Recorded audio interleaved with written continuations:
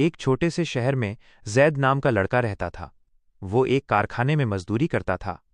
उसके पास रहने को एक छोटा सा कच्चा मकान था, लेकिन उस घर में सुकून बहुत था। जैद की माँ अंधी थीं, वो देख नहीं सकती थीं। जैद जब भी काम से घर आता, उसकी माँ उसके सिर पर हाथ रखकर कहती, बेटा, कभी किसी का दिल मत दुखाना और हमेशा सच का साथ देना। यही मेरी सबसे बड़ी वसीयत है। इम्तिहान की घड़ी। एक बार जैद को रास्ते में एक कीमती बटुआ मिला, जिसमें बहुत सारे पैसे और सोने की एक चेन थी।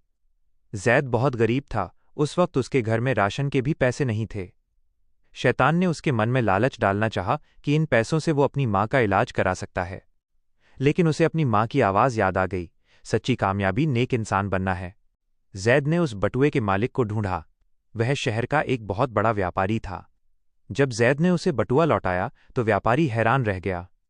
उसने जैद को इनाम देने की कोशिश की, लेकिन जैद ने मुस्कुराकर मना कर दिया और कहा, साहब, ये मेरी नेक नियति है, इसका सौदा मैं पैसों से नहीं कर सकता। दुआ का असर। कुछ साल बीत गए। वो व्यापारी जैद की ईमानदारी से इतना मुतासिर, प्रभावित हुआ कि उसने जैद को अपने व्यापार में साझीदार बना लिया। जैद अब एक इज्जतदार और खुशहाल इंसान बन चुका था। एक शाम जब जैद अपनी माँ के पैरों के पास बैठा था, माँ ने उसके चेहरे को छुआ और कहा, बेटा, मेरी आंखें नहीं हैं, लेकिन मैं तेरे किरदार की रोशनी महसूस कर सकती हूँ। आज मेरी दुआ मुकम्मल हुई। उसी रात माँ का इंतकाल हो गया। जैद उदास तो था, लेकिन उसे इस बात का फख्र था कि उसने अपनी माँ की नेक बनने की दुआ को कभी टूटने नहीं दिया। कहानी की सीख। ईमानदारी का फल। नेक नियति का फल देर से सही, पर मिलता जरूर है।